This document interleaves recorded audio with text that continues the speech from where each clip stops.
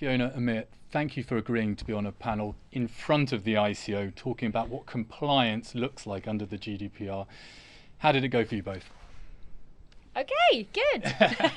No, thanks for having us, Rowley. I really enjoyed the panel. Great input from everybody. And really interesting to hear Simon's direct views as well, because that's been quite difficult to get through to. And I think it's been a really good opportunity that you've given your publisher partners and us to hear from him as well as from us.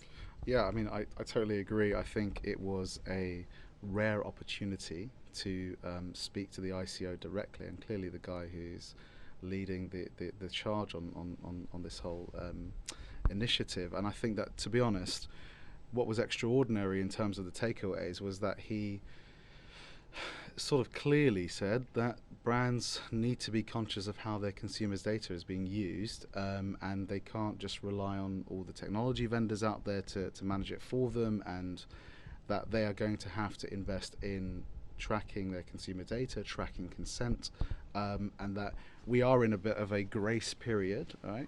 But that will run out. Time will run out, and he'll come for them. And Yeah. I thought that was interesting how we started with ethics Yeah. to then moving to we're coming for you. Yeah. And brands need to get ahead of themselves. And the analogy that two people running away from a lion don't be the ones stopping to put on trainers is an interesting one. Fiona, where do you take this back to your clients, and how do you implement what Simon has said here today?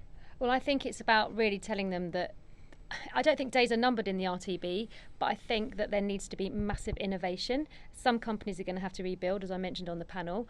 What that means for publishers, who are predominantly our customers currently, moving actually more towards brands in the future, is that it's going to be about having that first-party data strategy.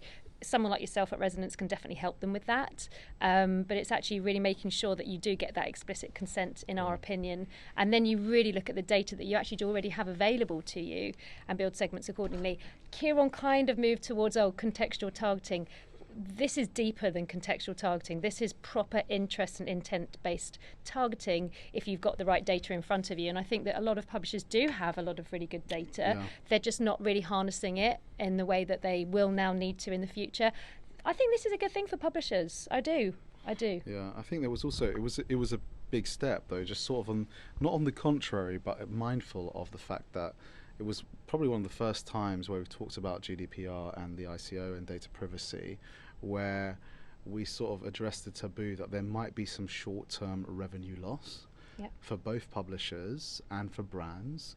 And in the ICO's presence, they were fully aware of that, right? They understood that, but ultimately, you might lose out on acquisition and acquiring new customers and prospecting effectively in the short term, but they think the long-term gain of consumers being able to control their data is preferable. So I think that is no longer a nebulous or hazy idea. That is a fact that we will basically need to change the way ad tech works in order to protect consumers' data, even if that means losing money in the short term. Yeah, and losing companies in the short term. And losing companies, yeah. What is clear is that today is not good enough, and actually what has been proposed so far through the various organisations and bodies hasn't met their standards yet either.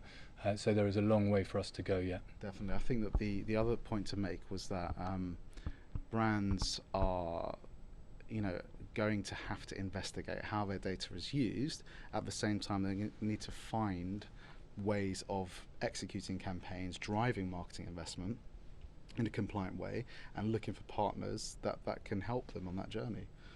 I think. Does this drive in-housing more because people take their data in-house, or is there still a role for independent ad tech? Guess what I'm going to say, but the floor is yours. Go on. Oh gosh, I don't know. That was definitely a question more aimed at you, Emma. I'm going to say yes, because I think it's just all going to be about control at the end of the day. The brand's going to want to see where their data is being used, where they're actually using data from. Yeah. And then from a publisher perspective, I think that relationship's going to get tighter and stronger. And I think that's only actually a good thing. Yeah. I think RTB has actually sort of diluted the relationship, if you like, between a brand and the publisher, and ultimately that has been the synonymous relationship and should always, I think, be the base. Just to cap it off, I think, because I didn't want to just be parroting the same thing. I think the reality is that brands are going to need to build closer relationships with technology partners, with publishers, and with vendors like Rezonence, etc., to find an acceptable and effective way of advertising.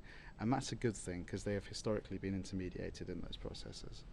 Guys, thank you, and thank you for being on our panel this morning. It was a great session. Cheers. Thank you. Thanks.